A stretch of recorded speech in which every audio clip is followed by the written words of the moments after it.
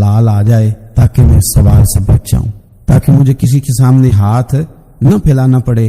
یہ حدیث ہمیں صحیح بخاری میں ملتی ہے۔ نبی پاک صلی اللہ تعالی علیہ وسلم نے فرمایا بے شک مال بڑا سرسبز ہے اور بڑا میٹھا ہے۔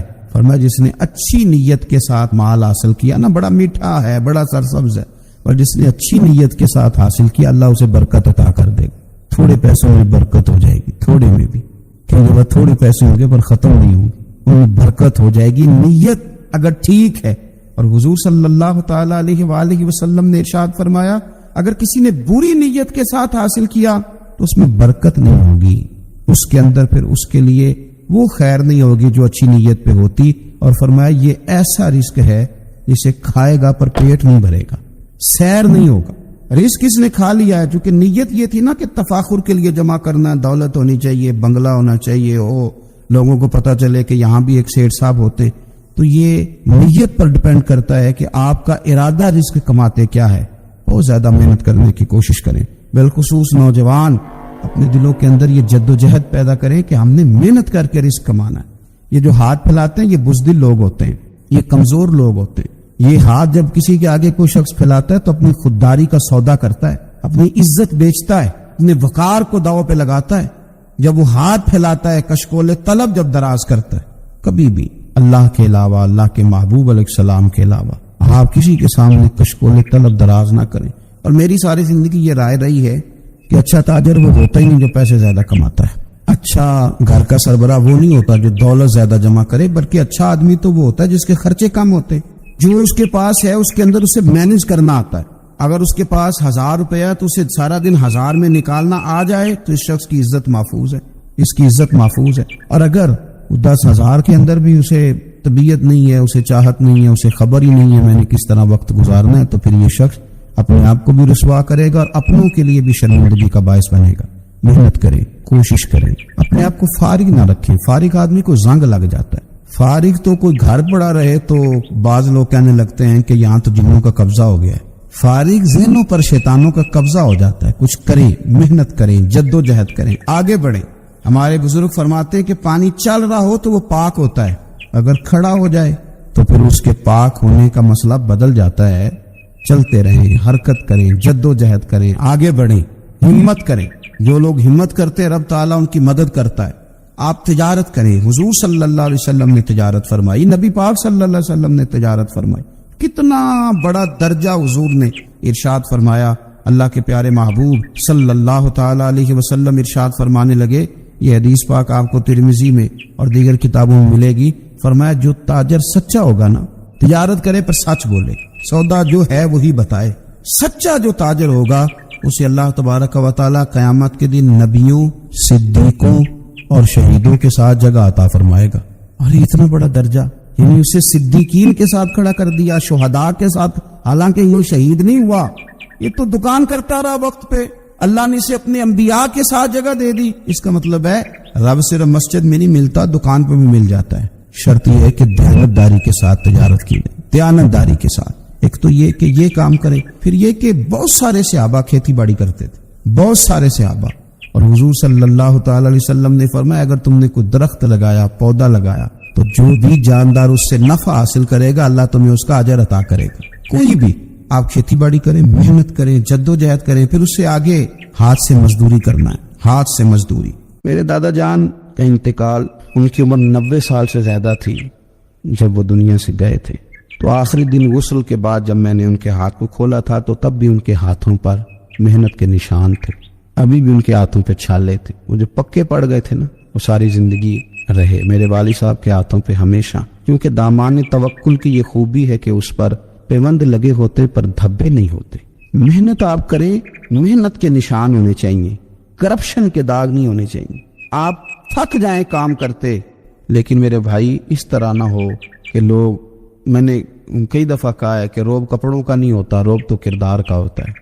کروڑوں روپے کا آپ مکان بنا لیں، گاڑی خرید لیں، لیکن آپ کا پیسہ کرپشن کا ہے تو لوگ دروازے کے سامنے کھڑے ہو کے کہتے ہیں 2 نمبر طریقے سے کمایا۔ لیکن چھوٹا سا کوئی ملازم ہو کسی دفتر میں، ہو دیانتدار، تو لوگ دروازے کے سامنے، بڑا افسر بھی کھڑا ہو کے کہتا ہے یار یہ بندہ نہ رشوت لیتا ہے نہ ناجائز سفارش سنتا ہے، اس سے ذرا احتیاط سے بات کرنی ہے۔ تو بتلائیے روب کپڑوں کا ہے کہ کردار کا ہے؟ دولت کا ہے کہ کردار کا ہے؟ کردار کی عظمت ہوتی ہے۔ اس لیے میرے نبی پاک صلی اللہ تعالی علیہ وسلم نے فرمایا کسی بندے نے بھی، یہ بخاری ہے، حضور فرماتے ہیں کسی نے بھی اپنے ہاتھ سے زیادہ بہتر کھانا کوئی نہیں کھایا، اپنے ہاتھ کی کمائی سے زیادہ بہتر کسی بندے نے کھانا نہیں کھایا۔ اور فرمایا اللہ کے نبی حضرت داؤد علیہ السلام اپنے ہاتھوں سے کمائی کر کے کھایا کرتے تھے، اپنے ہاتھوں سے محنت کر کے کھاتے تھے۔ سب سے بہترین کھانا آپ وہ کھاتے ہیں جو آپ اپنے ہاتھوں سے محنت کرتے ہیں، مشقت کرتے ہیں، آپ کوشش کر کے جو کھانا آپ محنت کر کے کماتے ہیں۔ یہ مزدور بڑے شاندار لوگ ہوتے ہیں، یہ کسان بڑے شاندار لوگ ہوتے ہیں۔ میں نے دیکھا ہے رات کی تنہائیوں میں اٹھ کے کھیتوں کو پانی لگاتے، میں نے ان کو جانوروں سے پیار کرتے دیکھا ہے، ان کو محبت کرتے دیکھا ہے۔ میں نے دیکھا ہے کہ یہ بہت سارے دنیاوی تکلفات سے نکل جاتے ہیں، ان کو زیادہ فکر نہیں رہتی کہ میرے کپڑوں پہ دھبے ہیں کہ یہاں کس طرح کا ماحول ہے۔ میں نے دیکھا ہے کہ ان کی عیدیں تک اپنے جانوروں کے ساتھ گزرتی ہیں، ان کے ساتھ وقت گزارتے ہیں، پیار کرتے ہیں۔ آپ جب محنت کا ارادہ کرتے ہیں تو اللہ بڑا نوازتا ہے۔ اپنی زندگی محنت والی، جد و جہد والی بنائیں، اور یاد رکھیں ہماری سوسائٹی کے اندر اتنے زیادہ غم نہیں ہیں۔ سب سے زیادہ پریشانی یہ ہے کہ جوان سست ہو گئے۔ علامہ اقبال نے کہا تھا لہو مجھ کو رلاتی ہے جوانوں کی تن آسانی۔ جوان اصل میں کمزور ہو گئے، اس لیے خرابی زیادہ بڑھ گئی۔ اگر جوان تازہ دم ہو، سستی کو چھوڑیں، آگے بڑھنے کا جذبہ پیدا کریں۔ اٹھ باندھ کمر کیوں ڈرتا ہے، پھر دیکھ خدا کیا کرتا ہے۔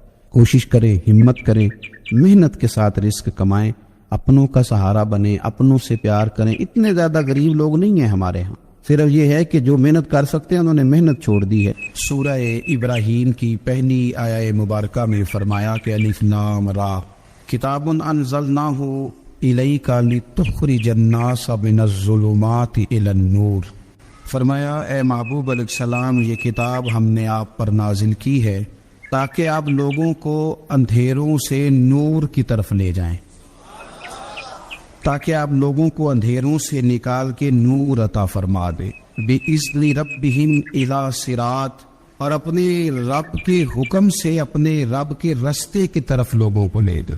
العزیز الحمید، وہ رب جو بڑا غالب بھی ہے اور جو حمد کیا گیا ہے، اس کی حمد کی جاتی، اس کے رستے کی طرف آپ لوگوں کو لے جائیں۔ من الظلمات الی النور، لوگوں کو اندھیروں سے نکالیں اور ظلمات سے نکال کے انہیں نور دے۔ ہمارے مفسرین کرام نے یہاں لکھا ہے کہ یہ دیکھ لیں کہ قرآن مجید نے ظلمات، اندھیرے جب بیان کیے تو جمع کا صیغہ استعمال کیا، اور جب الی النور کہا تو واحد کا صیغہ استعمال کیا۔ ظلمات زیادہ ہیں اور نور ایک ہے، اندھیرے زیادہ ہیں اور روشنی ایک ہے۔ معنی کیا ہے کہ کائنات میں جتنے بھی اندھیرے ہیں ان سب سے دور کرنے والی روشنی ایک ہی ہے جو مدینے والے رسول کے پاس موجود، جو نبی پاک صلی اللہ علیہ وسلم کی بارگاہ میں موجود ہے، جو حضور کے پاس موجود ہے۔ یہ روشنی ایک ہی ہے، اندھیرے بے شمار ہیں، کثرت سے اندھیرے ہیں۔ ایک اندھیرا کفر کا ہے، ایک اندھیرا نفاق کا ہے، ایک اندھیرا جہالت کا ہے، ایک اندھیرا غربت کا ہے، ایک اندھیرا تنہائی کا ہے، ایک اندھیرا مایوسی کا ہے۔ یہ سارے اندھیرے نکلیں گے کیسے؟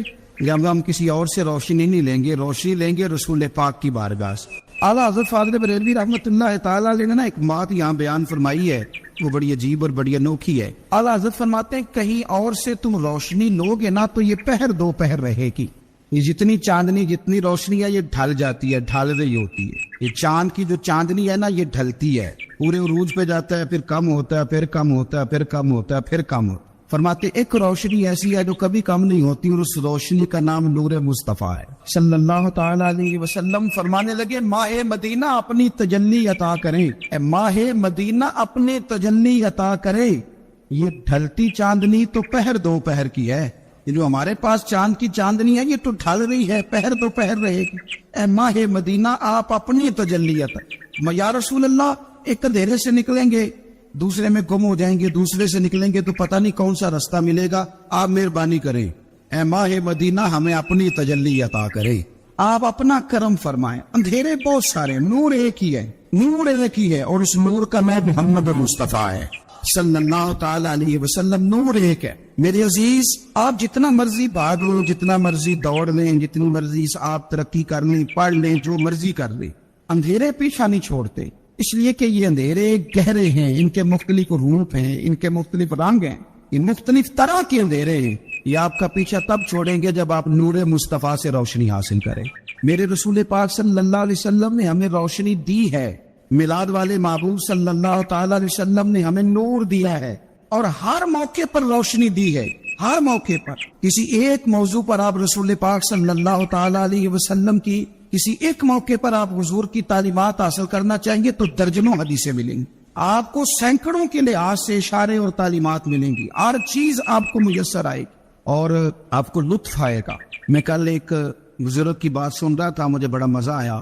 وہ حدیث پاک بیان کر رہے تھے کہ نبی پاک صلی اللہ علیہ وسلم نے فرمایا کہ میں اور یتیم کو پالنے والا قیامت کے دن اس طرح ہوں گے جس طرح یہ دو انگلیاں جڑی ہوئی۔ تو فرمانے لگے دیکھ لو میرے نبی پاک کے لفظ بھی محفوظ ہے اور میرے نبی کے اشارے بھی کتابوں پہ محفوظ ہیں۔ یعنی حضور نے دو انگلیوں کا اشارہ کیا تھا تو ہر محدث نے وہ نوٹ کیا ہے، حضور کے اشارے تک محفوظ ہیں کتابوں، یعنی باقاعدہ حضور نے، وہ الگ بات ہے نا، وہ معاملہ الگ ہے کہ سورج چڑھا ہوا ہے، روشنی پھیلی ہوئی ہے، لیکن ایک بندے نے اس طرح کیا ہے کہ پچھلے کمرے میں سویا ہے، اب چونکہ اس کا سونے کا ارادہ ہے، اسے اندھیرے سے پیار ہے، اس نے لائٹ بھی بند کر دی ہے، دروازہ بھی بند کر دیا ہے، اور کھڑکی سے تھوڑی سی روشنی آ رہی تھی، اس کے آگے بھی پردہ کر دیا۔ لوگوں کو کہتا ہے روشنی کوئی نہیں، نور ہی کوئی نہیں، اندھیرا بڑا ہے، تو اسے کہیں گے بے وقوف، تو اپنی کھڑکی تو کھولنا پہلے، تو اپنا پردہ ہٹا، تو یہ دیکھ کہ تمہیں خود دروازہ، وہ تو آفتاب چمک رہا ہے، وداعیا الی اللہ باذنہ وسراجا منیرا، حضور کی نبوت کا آفتاب چمک رہا ہے،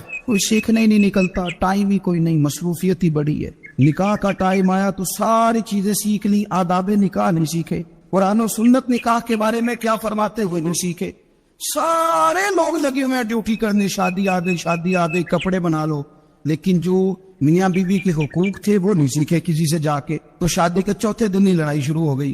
اگر یہ آداب کا، انداز کا پہلے سے پتا ہوتا تو گھر کپڑوں سے سکھی نہیں رہتا، ایک دوسرے کے ساتھ محبت ہو تو گھر سکھی رہتا ہے۔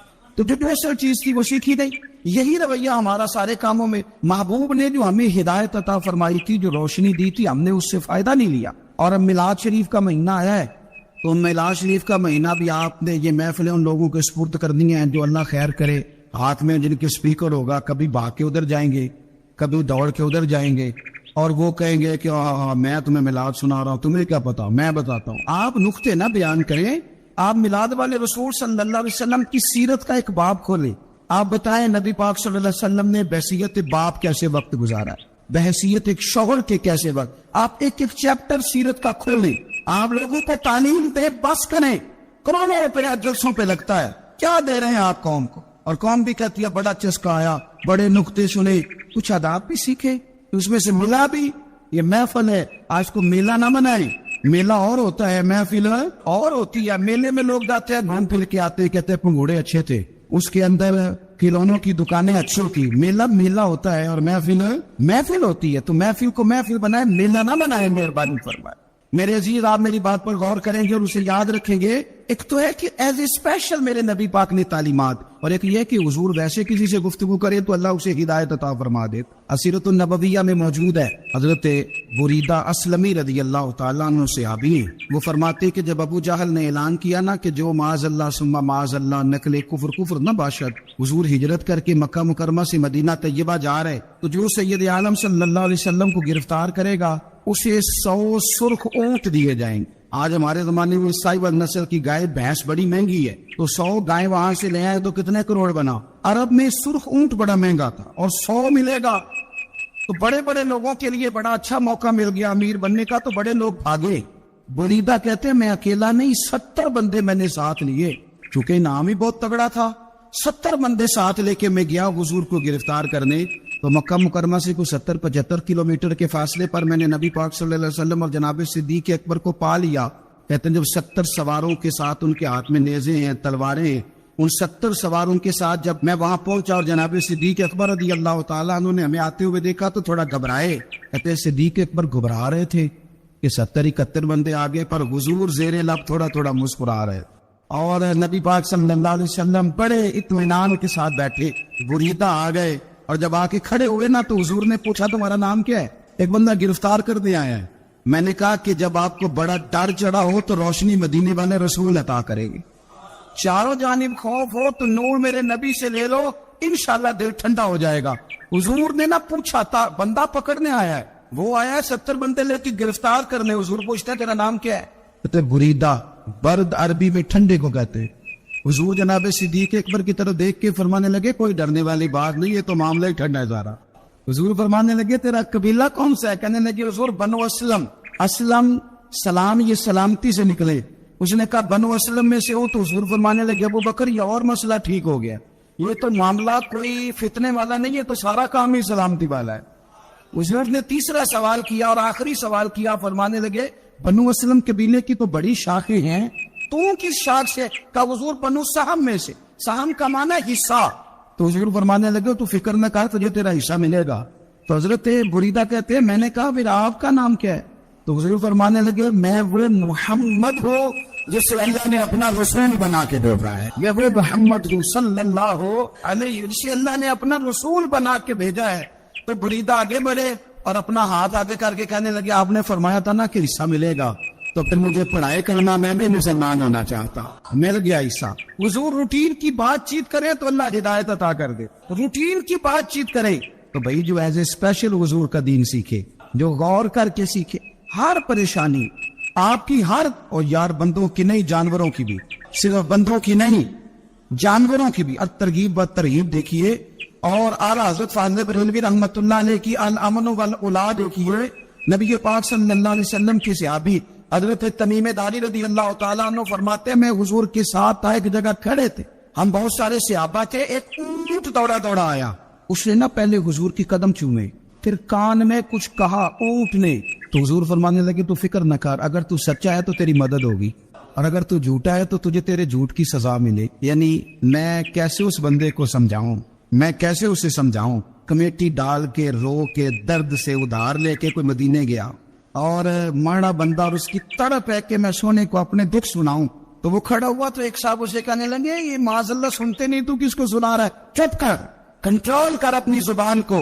अगर दीन नहीं आता तो नबी पाक से मोहब्बत करने वालों के दिल न तोड़।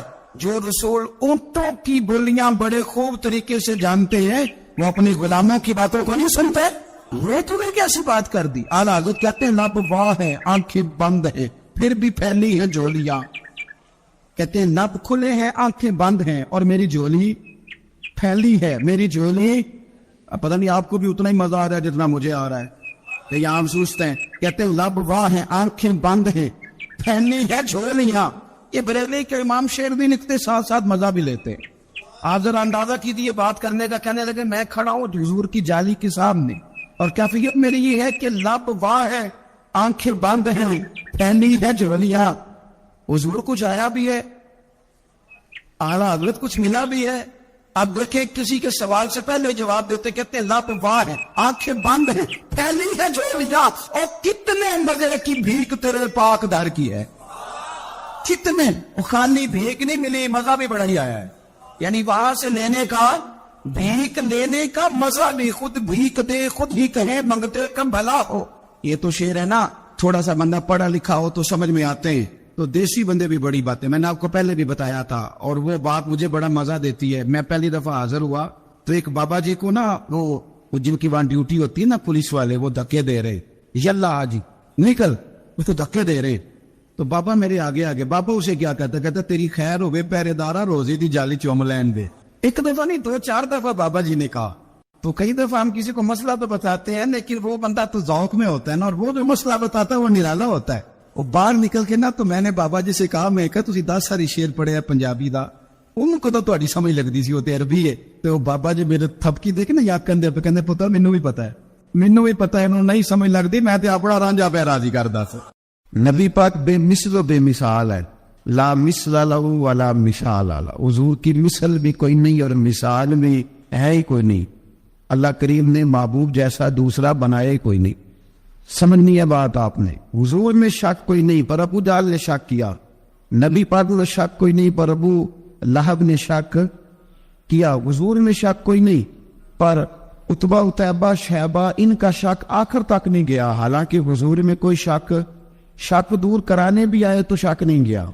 एक दफा नहीं, कई दफा, तर्जुमे दफा, 20 दफा। एक अबू जाहल को ले ले, दिमाग में शक था, हालांकि हुजूर में कोई शक नहीं। ایک دن آ کے کہنے لگا کہ بتائیے میری مٹھی میں کیا ہے؟ تو نبی پاک صلی اللہ تعالی علیہ وسلم نے فرمایا اگر میں نے بتا دیا، کہنے لگا اگر آپ نے بتا دیا تو میں کلمہ پڑھ لوں گا۔ حضور نے فرمایا میں نے بتا دینا ہے پر تم نے کوئی نہیں پڑھنا، میں بتا دینا ہے۔ کہ بتائیے، تو حضور نے فرمایا چل سودا کر لیتے ہیں، اگر جو تیری مٹھی میں ہے وہی بتا دے پھر تیرا کیا خیال ہے؟ تو نبی پاک صلی اللہ تعالی علیہ وسلم نے کہا کیا بھئی ابو جہل کی مٹھی میں؟ تو اس کی مٹھی میں کنکر تھے، کنکروں نے کلمہ پڑھنا شروع کر دیے۔ جب کنکروں نے کلمہ پڑھا، پتھر تھے وہ، انہوں نے کلمہ پڑھا، ابو جہل نے وہ کنکر زمین پہ پھینکے، کہنے لگا اوفو تیرا جادو تو پتھروں پہاڑوں پہ بھی چلتا ہے۔ اب جملہ کہنے لگا ہوں سمجھ لینا، ابو جہل گوشت کا آدمی تھا، کنکر پتھر تھے، پتھر کلمہ پڑھ گئے، گوشت پوشت کا آدمی تھا پر کلمہ کیونکہ یہاں کیا تھا شاہ، اس نے آگے نہیں بڑھنے، گوشت پوشت کا شخص ہو کے پتھروں سے آگے نکل نبی پاک صلی اللہ علیہ وسلم کی خدمت میں آیا۔ بلکہ وہ جو یہودی والی روایت ہے اس کے پس منظر میں بھی بعض محدثین نے لکھا ہے، اس کو بھی اسی نے بھیجا، کہنے لگا جاؤ نبی پاک سے جا کے کہو اگر وہ درخت آپ کا کلمہ پڑھے تو میں بھی پڑھ لوں گا۔ درخت، اب درخت ہوتے تو جاندار ہے پر کلمہ تو کوئی نہیں نہ پڑھتے، درخت سے بھی تو انسانوں سے کلمہ پڑھنے کی بات، اگر درخت پڑھے تو میں پڑھ لوں گا۔ نبی پاک صلی اللہ علیہ وسلم دور بیٹھے تھے، درخت دور تھا، اور امام سیوطی علیہ رحمہ نے لکھا ہے درخت بھی کیکر کا تھا۔ نبی پاک صلی اللہ علیہ وسلم نے فرمایا اس یہودی سے کہ تو جا کے درخت کو کہہ کہ تجھے نبی پاک بلاتے ہیں۔ فرمایا میں گیا تو پھر تم نے کہنا جادو کر کے بلایا ہے، احتیاط بھی کی، ہر چیز آنکھوں کے سامنے رکھی، تو جا کے کہہ کہ تجھے بلاتے ہیں۔ وہ بندہ گیا، جا کے کہنے لگا، اور امام سیوطی نے اس کو لکھا ہے، کہنے لگے اس نے نبی پاک کا نام بھی نہیں لیا، کیونکہ ابو جہل اینڈ کمپنی کو پتا تھا کہ مصطفیٰ کے نام میں بھی بڑی برکت، خالی نام بھی نہیں لگا۔ کہنے لگا درخت وہ جو سامنے بیٹھے ہیں نا وہ تجھے بلا رہے، نام نہیں لیا حضور کا، وہ جو سامنے بیٹھے ہیں نا جاءت لدعوتہ الاشجار ساجدۃ، امام بوصیری کہتے ہیں درخت آیا اور سجدہ کرتا ہوا، زمین چیرتا ہوا آیا۔ کس طرح آیا؟ پہلے آگے جھکا، پھر پیچھے جھکا، دائیں جھکا، بائیں جھکا۔ یہاں بھی لکھنے والوں نے لکھا ہے کہ وہ نہ درخت اپنی جڑیں اکھیڑ رہا تھا، جب چلنا تھا نا اس نے حضور کی طرف آنا تھا تو آگے دائیں بائیں ہوا، جڑیں اکھیڑ رہا۔ لیکن ہمارے استاد جب ہمیں یہ روایت پڑھایا کرتے تھے تو کہتے تھے جڑیں نہیں اکھیڑ رہا تھا، جب اس نے سنا مجھے نبی پاک نے بلایا تو اسے وجد ہو گیا تھا، وہ جھومنے لگ گیا تھا، جھوم رہا تھا، حضور نے مجھے بلا لیا، جاءت لدعوتہ الاشجار ساجدۃ۔ تو درخت آیا، اس نے آ کے نبی پاک کو سجدہ کیا، لکڑی کا بنا ہوا درخت ہے، سجدہ کیا، سجدہ کرنے کے بعد درخت اٹھا اور اٹھ کے اس نے نبی پاک کا کلمہ پڑھا۔ وہ جس کو ابو جہل نے بھیجا تھا نا یہودی، وہ درخت کی حالت دیکھ کے کلمہ پڑھ گیا، وہ کلمہ پڑھ گیا، لیکن یہی بے ایمان کہنے لگا ہوئے ہوئے ان کا تو درختوں پہ بھی جادو چلتا ہے۔ لا ریب فی، شک قرآن پاک میں، لیکن اگر بندے کے دماغ میں ہو اس کا علاج ہے کوئی، ادھر ہی شک بیٹھ جائے۔ کوئی شادی مثال دیتا ہوں کہ سامنے دیوار صاف ہو لیکن گرد اگر آئینے پہ پڑی ہو، دیوار صاف کرنی چاہیے کہ اینک کا شیشہ صاف کرنا چاہیے؟ ساری زندگی لوگ دیوار صاف کرتے گزار دے، ساری زندگی تراش خراش کرتے گزار، اپنی مرضی کی پینٹنگ کرتے گزار دیتے ہیں، پر اپنی آنکھ کی پتلی صاف نہیں کرتے، آنکھ کی پتلی صاف نہیں کرتے۔ کسی نے حضرت رومی سے کہا تھا حضور دنیا میں کوئی اچھا ملتا نہیں، فرمانے لگے تھوڑا رونا شروع کر تاکہ تیری پتلیاں وضو کر لی، وضو کرنے وہ انہیں پتہ چل جائے کہ کتنے صاف ستھرے لوگ دنیا میں پائے جاتے۔ ابو جہل پھر آ گیا، کہنے لگا اگر آپ چاند کے 2 ٹکڑے کر دیں تو میں کلمہ پڑھنے کو تیار۔ اچھا یہاں بھی بڑی مزے کی بات ہے، اللہ نے پہلے کہہ دیا نبی پاک کو کہ ان الذین کفروا سواء علیہم انذرتہم ام لم تنذرہم لا یؤمنون۔ معبود یہ جن کی قسمت میں کفر ہے نا، آپ انہیں ڈرائیں چاہے نہ ڈرائیں، یہ ایمان نہیں لائیں گے۔ کنکروں نے بھی کلمہ پڑھ لیا، درختوں نے بھی پڑھ لیا، سارا کچھ ہو گیا، اور اللہ نے بھی کہہ دیا کہ محبوب اس بے ایمان نے کلمہ نہیں پڑھنا، پر حضور نے فرمایا یہ پڑھے نہ پڑھے ہم نے میدان نہیں چھوڑنا، جتنی دفعہ آئے گا نا ہم اسے ضرور معجزہ دکھائیں، جتنی دفعہ آئے گا ہم کیوں میدان چھوڑ۔ آگے کہنے لگا جی اگر چاند کے 2 ٹکڑے کر دے تو اقتربت الساعۃ وانشق القمر، تو نبی پاک صلی اللہ علیہ وسلم نے انگلی کا اشارہ کیا، چاند 2 حصوں میں بٹا۔ کوہ صفا ایک پہاڑی تھی مکے میں، آدھا ٹکڑا پہاڑی کی اس جانب ہوا، آدھا اس جانب، یعنی وضاحت کی اللہ کریم نے کہ ایسے نہ ہو کہ یہ کہہ جی وہ تو ایسے بالکل شک ہوا تو مل گیا، پتہ نہیں میری آنکھوں پہ جادو ہو گیا، ملا ہے کہ نہیں ملا۔ جب ٹوٹا تو حدیث پاک میں آتا ہے کہ آدھا چاند کوہ صفا کی ادھر گیا اور آدھا تو پہاڑی تھی، چاند نیچے آیا، پہاڑی کے گرد گھوما، آگے جا کے ملا، یعنی وقفہ دیا گیا باقاعدہ دیکھنے کا، سمجھنے۔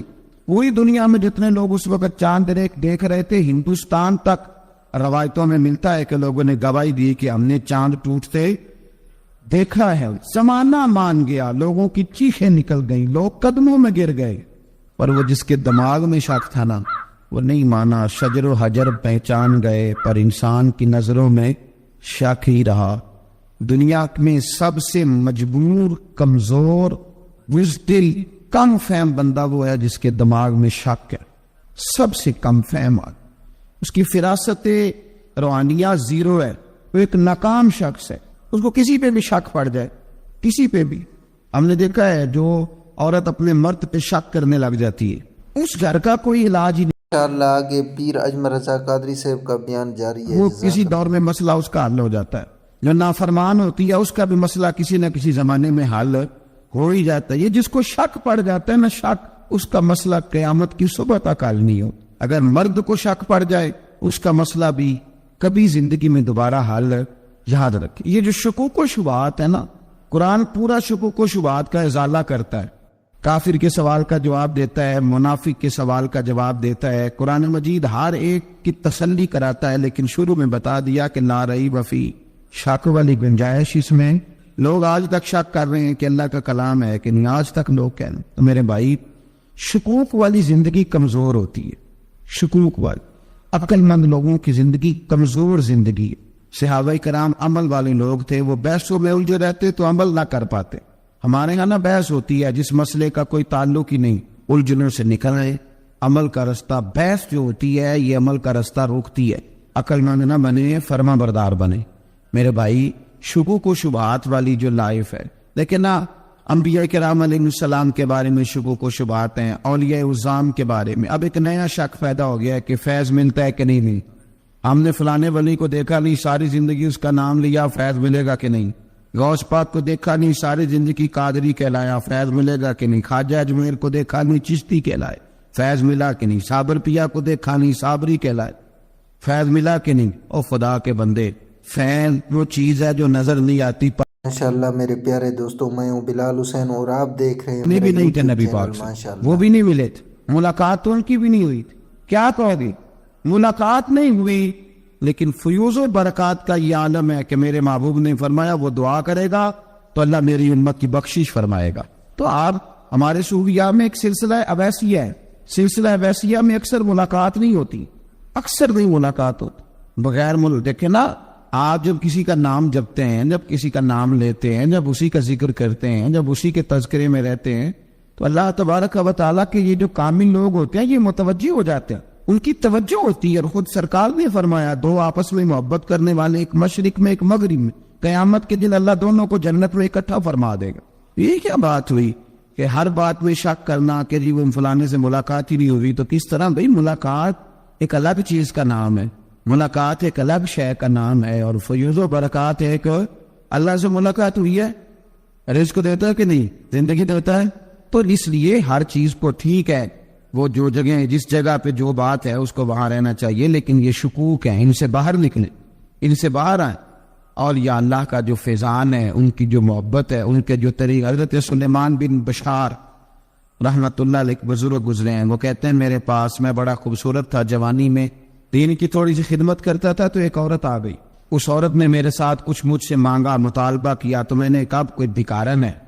میں نے جب اس نے نقاب اوڑا ہوا تھا، جب میں نے اس کی طرف پیسے دینے کے لیے، خیرات دینے کے لیے کوئی چیز بڑھائی، تو اس نے چہرے سے کپڑا ہٹایا، میں نے نظر جھکا لی، کہنے لگی سلیمان میرا رنگ روپ تو دیکھ، میں کتنی خوبصورت ہوں، میں تیری محبت میں گرفتار ہو گئی، خدا را میں اپنے آپ کو تیرے حوالے کرتی ہوں۔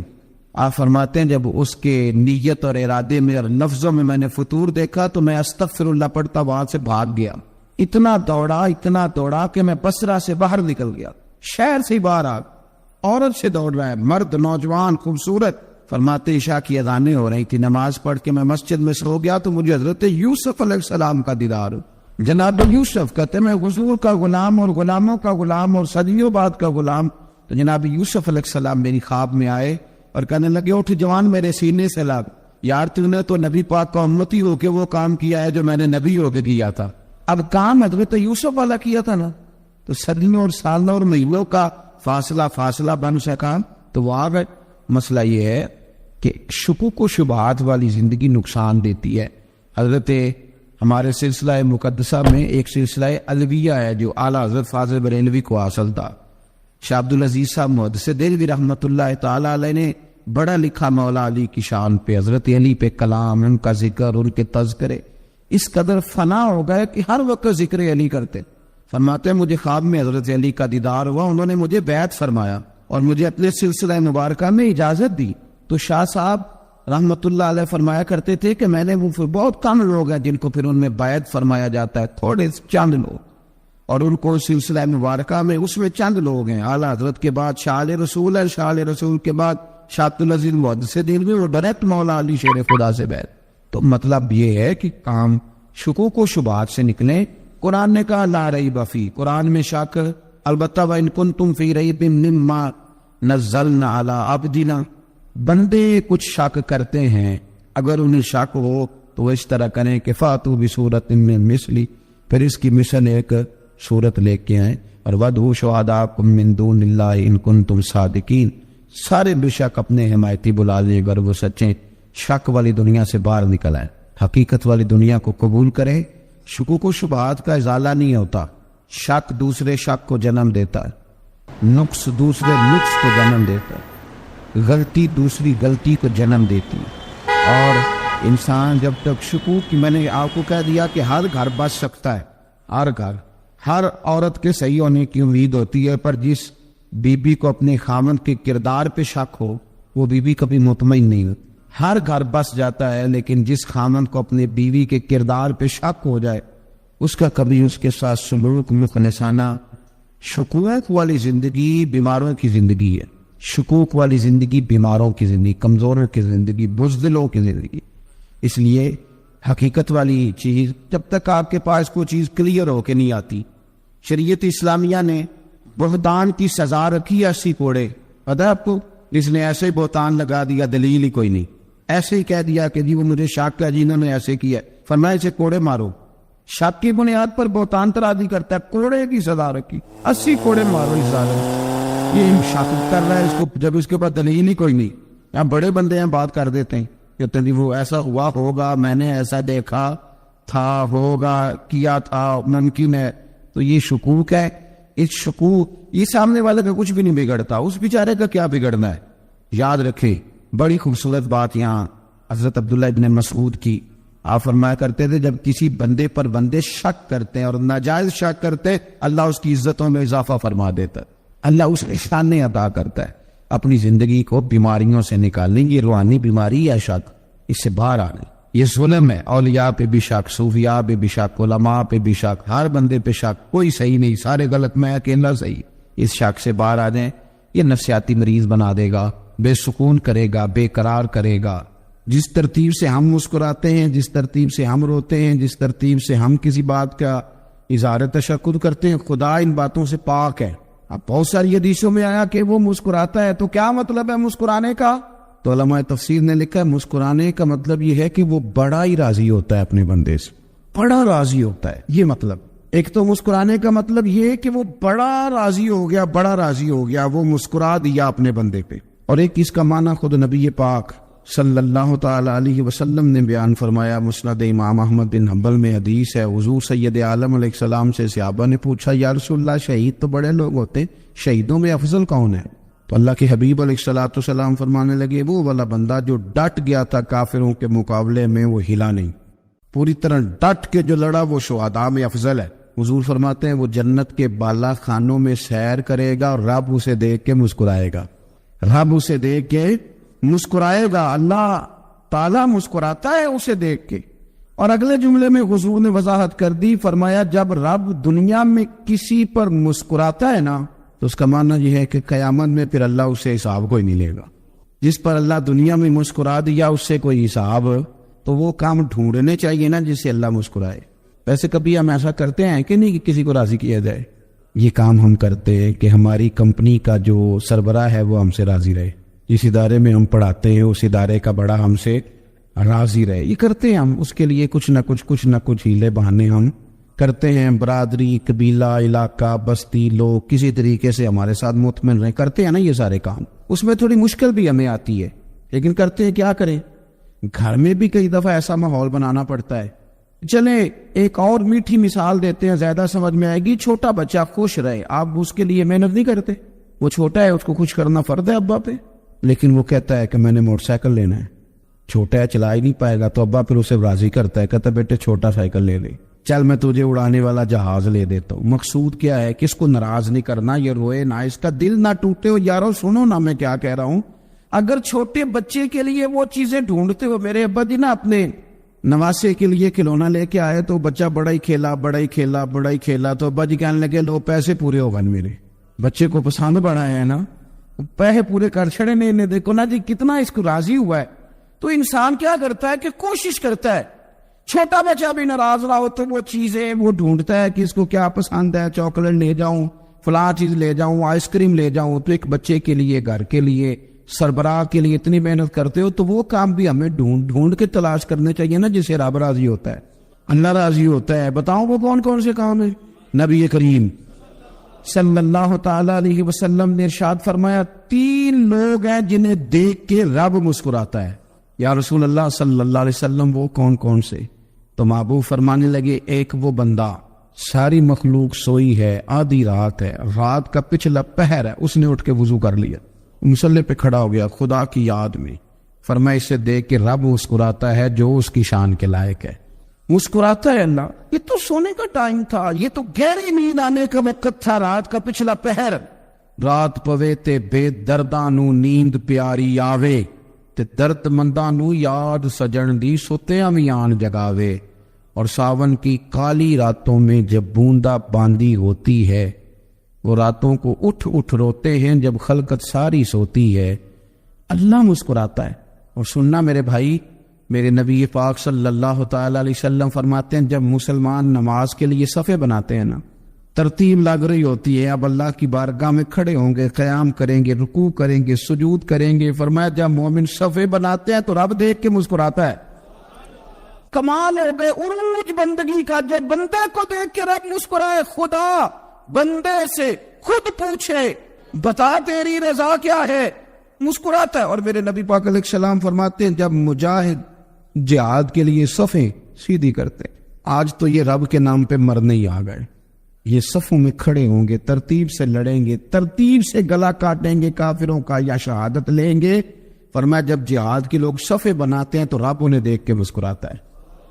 کتنے نصیبوں والا وہ بندہ ہے جسے دیکھ کے مسکرا دیا. او یار کبھی تیرا بیٹا تیرے سامنے مسکرائے نا چھوٹا, تو تیرا دل باغ ہو جاتا ہے. تیری ماں بیمار کسی ایک دن صحیح طرح ہنس پڑے تو طبیعت خوش ہو جاتی. مجھے بتاؤ نا جس کا رب بھی اسے دیکھ کے ہنس پڑے, جو اس کی شان کے لائق ہے, کیا اس بندے کے نصیبیں ہیں, کیا اس کے مقدر ہے. آپ اس مقام پر اپنے آپ کو لائیں. اب دیکھیں نا یہ حدیث ہم نے سن لی, اب ہم نے نا اس طرح صفحے نہیں بنانے جس طرح ساری دنیا, اب ذرا صفحے بھی شوق سے بنائیں گے. اب ذرا تھوڑا سا شوق پیدا کریں گے, بھئی یہ تو میں وہ کام کرنے لگا ہوں جسے دیکھ کے رب مسکراتا ہے. نبی پاک صلی اللہ علیہ وسلم نے فرمایا جب کو بندہ توبہ کرتا ہے نا, ہم توبہ کا رٹا لگاتے ہیں, یا اللہ میری توبہ یا اللہ. اور توبہ کا تو مطلب یہ ہے کہ پچھلے گناہوں سے پکی توبہ, آج کے بعد یہ غلطی نہ کرنے کا پکا وعدہ. تو نے ساری شب برات رو کے گزاری ہے, بتا سویرے جھوٹ جوڑنے کا ارادہ ہے تیرا, آج کے بعد رشوت تو نہیں نہ لے گا, ملاوٹ تو نہیں نہ کرے گا, یہ توبہ ہے. اور اگر سارے کام اسی طرح کرنے تو پھر یہ توبہ کا رٹا ہے, جتنا مرضی لگاؤ. حضرت علی بن ربیعہ رضی اللہ تعالیٰ عنہ فرماتے ہیں میں مولا علی کے ساتھ تھا, مقام حرہ کی طرف جا رہے تھے, حضرت علی نے ہاتھ اٹھا کے دعا مانگی ہماری تعلیم کے لیے, ورنہ حضرت علی ہم صحابہ کو محفوظ عن الخطا تو مانتے ہیں نا. ہاتھ اٹھا کے کہا اے اللہ ہمارے گناہ بخش دے, تیرے علاوہ کوئی معاف کرنے والا نہیں. اور پھر حضرت علی آسمان کی طرف دیکھا اور دیکھ کے نا حضرت علی بن ربیعہ کو تو مسکرائے. حضرت علی بن ربیعہ کہنے لگے حضور مسکرائے کیوں؟ وہ فرمانے لگے ایک دن میں حضور کے ساتھ اسی طرح آیا تھا, اسی طرح حضور نے دعا فرمائی تھی ہماری تعلیم کے لیے, اور پھر حضور مجھے دیکھ کے مسکرائے تھے اور فرمایا جب کوئی بندہ رب کی بارگاہ میں اس طرح استغفار کرتا ہے تو رب مسکراتا ہے. اور مسکرا کے فرماتا دیکھ لو میرے بندوں کو پتا ہے کہ میرے علاوہ معاف کرنے والا کوئی نہیں. انہیں پتا ہے تم اس کی بارگاہ میں رجوع تو لاؤ, آیا تو صحیح تو آنسو لے کر. اقبال کہتے ہیں کہ موتی سمجھ کے شان کریمی نے چن لیا, قطرے تو گرے میرے ار کے انفال کے. دو میں نے آنسو بہائے تھے تو اس کے کرم نے تو موتی سمجھ کے چن لیے. سنو نا حضور, اس استغفار کو اللہ کو یار رات کو توبہ کر کے سونا چاہیے ہمیں. کچھ غلطیاں ہم کرنا نہیں چاہتے پر ہم سے ہو جاتی ہیں, کچھ دل ہم توڑنا نہیں چاہتے پر وہ ٹوٹ جاتے ہیں, ہماری مجبوری ہوتی ہے ٹوٹ جاتے. رات کو اس کی بارگاہ میں ہاتھ باندھ کے کشکول طلب دراز کر کے خوب استغفار پڑھنا چاہیے کہ مالک بندے ہیں نا, کیا کریں, نفس کا ساتھ ہے, دنیا کا ساتھ ہے, خواہشات نفسانیہ, مالک معاف کر دے. درد سے توبہ, رسم نہ ہو, کہانی نہ ہو, لفظ نہ ہو, جملے نہ ہو, اور جناب ایسے لوگوں کے بیچ بڑے ہاتھ باندھ کے اور بڑا کوئی ضرورت نہیں. آپ اکیلے اپنی چارپائی پہ بستر کے اندر منہ دے کے بھی درد سے کہیں گے نا معاف کر دے تو وہ تو مہربانی بڑا ہے. میرے نبی پاک صلی اللہ علیہ وسلم مثال دیتے, فرمایا ایک آدمی صحرا میں جا رہا, صحابہ سے حضور خطاب کر رہے ہیں, فرمایا ایک آدمی صحرا میں جا رہا تھا, اس نے اپنی اونٹنی پہ کھانا پانی پیسے ہر چیز رکھی ہوئی تھی. صحرا تھا بہت بڑا, درمیان صحرا کے گیا تو تھوڑا سا سستانے کے لیے, آرام کرنے کے لیے اونٹنی سے نیچے اترا. اب اس نے اونٹنی کی لگام, اونٹنی کی نکیل اپنے سرانے کے نیچے رکھی, ہاتھ کے ساتھ پکڑی اور سو گیا. تھوڑی ہی دیر کے بعد جب اس کی آنکھ کھلی تو دیکھا اونٹنی غائب ہے. صحرا میں وہ پیدل نہ آگے جا سکتا ہے, نہ پیچھے جا سکتا ہے, نہ دائیں نہ بائیں. میں ہوں بلال حسین اور آپ دیکھ رہے ہیں میرا یوٹیوب چینل. تھوڑا ادھر بھاگا ادھر بھاگا, تھک گیا. کریم محبوب فرماتے ہیں وہ پوری طرح نڈھال ہو گیا اور مایوس ہو گیا, معاذ اللہ, مایوس ہو کے دوبارہ اسی جگہ آ کے لیٹ گیا جہاں پہلے لیٹا تھا. انتظار کرنے لگا کہ اب موت ہی آئے گی, آخری وقت ہے, اب نہ میں پیدل یہ صحرا کراس کر سکتا ہوں, نہ پیچھے جا سکتا ہوں, نہ کھانا ہے نہ پانی ہے, سوائے موت کے کوئی سہارا نہیں. حضور فرماتے ہیں وہ رستے میں دوبارہ لیٹ گیا. اچانک اس نے رخ بدلا تو اونٹنی سامنے کھڑی تھی. حضور نے صحابہ سے پوچھا بتاؤ نا اسے بھلا کتنے کو خوشی ہوگی. یا رسول اللہ جی سے نئی زندگی مل گئی ہے. آپ دیکھیں نا سارے ڈاکٹروں نے کہہ دیا کہ اس کے تو گردے معدہ جگر ہر چیز ختم ہے, گھر لے جاؤ خدمت کرو, ہر طرف پریشانی ہے. وہ بندہ بھی سمجھ گیا ہے کہ آخری وقت آ گیا, کل جاؤں پرسوں جاؤں, تیاری ہو گئی, سب لوگ آ گئے, باہر والے بھی آ گئے. یہ ماحول ایک عجیب رنگ اختیار کر گیا. اچانک ایک ڈاکٹر نے آ کے کہا نہیں غلطی لگ گئی تھی. مجھے بتائیے انداز کیا ہوتا ہے, بغیر دعائی کے بندہ اٹھ کے کھڑا نہیں ہو جاتا. میں تو بچ گیا. نبی پاک صلی اللہ علیہ وسلم فرمانے لگے اس کی اونٹنی مل گئی, بتاؤ بھلا اسے کتنی خوشی ہوگی. یا رسول اللہ وہ تو دوبارہ دنیا میں آ گیا. حضور فرمانے لگے اسے کچھ بھی خوشی نہیں ہوئی. جب کوئی رب کا گناہگار بندہ آ کے توبہ کرتا ہے, رب کو اس سے کہیں گنا زیادہ خوشی ہوتی ہے. میرا بندہ آ گیا, میرا بندہ آ گیا, میرے گھر آ گیا. اس نے آنسو بہائے ہیں. اس نے کہا اللہ میں تیرا ہی رزق کھاتا ہوں, تیری ہی زمین پہ رہتا ہوں, تیرے نام سے میری سانسیں چلتی ہیں. وہ آ گیا.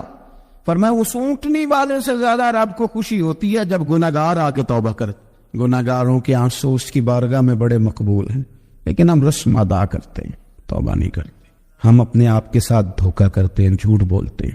ہم بندہ کوئی ناراض ہو جائے تو ہمیں کو نہیں نیند آتی, اس کے گھر چلے جاتے ہیں.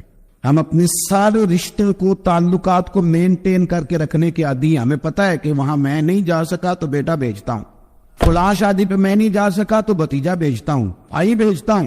ہر تعلق کا ہم نے خیال رکھا کوئی روٹھ نہ جائے. لیکن کمال ہے نا, یہ نہیں سوچا کہ اگر رب روٹھ گیا تو جب وہ روٹھ جائے نا تو سارے رشتے بھی بندے کے پاس موجود ہوں تو کوئی کرامت نہیں ہوتی. پھر کروڑوں روپیہ جیب میں ہوں تو ڈاکٹروں کی دوائیاں اثر نہیں کرتی.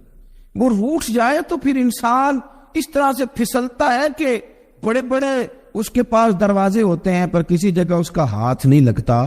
خدا را خیال کریں, دنیا روٹتی ہے تو روٹ جائے, رب رسول ناراض نہ ہونے پائے, اس کا خیال کریں. حضور فرماتے ہیں وہ مسکراتا ہے, اسے خوشی ہوتی ہے جب کوئی اس کا بندہ اس کی طرف رجوع کرتا ہے. میرے عزیزو, رسول پاک صلی اللہ تعالی علیہ وسلم نے ان لوگوں کے تذکرے کیے جنہیں دیکھ کے رب مسکراتا ہے. ہم نہ گناہگاروں پر بھی فتویٰ دینے میں جلدی کرتے اور نیکی پر بشارت دینے میں بھی جلدی کرتے ہیں. حالانکہ یہ ہماری ذمہ داری نہیں. پتہ نہیں اللہ تعالیٰ کس کو کب توفیق توبہ دے کے اپنے قریب کر لے, لیکن بڑی جلدی ہے.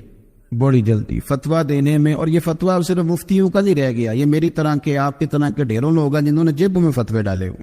بھئی آپ نے کیوں ذمہ داری لے لی ہے جنت میں داخل کرنے کی اور نکالنے کی؟ یہ تو میرے رب کریم کا کرم ہے، وہ جس کو چاہے جب چاہے جتنا چاہے عطا کرے۔ لیکن کچھ لوگ نا بڑے پکے ہو گئے ہیں کہ شاید جو میں سوچ رہا ہوں وہی درست ہے۔ کبھی کبھی کچھ چیزیں عجیب بھی ہوتی ہیں، لہذا خدا کی رحمت پر بھروسہ کر کے بات کرنی چاہیے، اپنی مرضی کے فتوے نہیں داغنے چاہیے۔ وہ دیکھو جی فلانا بندہ یوں کر رہا ہے، آپ کو پتہ ہی نہیں پوری بات کا، آپ کو علم ہی نہیں پوری بات کا۔ حضرت بہاؤاللہ نقشبند بخاری رحمت اللہ علیہ فرماتے ہیں میں حج کرنے گیا تو وہاں میں نے ایک آدمی کو کروڑوں کا کاروبار کرتے دیکھا، تو میرے دل میں خیال ہے یہاں بھی اللہ اللہ کرنی چاہیے۔ ماشاءاللہ، میں ہوں بلال حسین اور آپ دیکھ رہے تھے ہمارا یوٹیوب چینل۔ میرے پیارے دوستو، اگر ہمارے چینل کی ویڈیو اچھی لگی ہو تو ہمارے چینل کو ضرور سبسکرائب کرے اور گھنٹی والے نشان کو دباؤ تاکہ نئی نئی ویڈیو اپنے پیارے دوستوں تک بآسانی پہنچتی رہے۔ ماشاءاللہ، جہاں بھی رہیں خوش رہیں، آباد رہیں۔ جزاک اللہ۔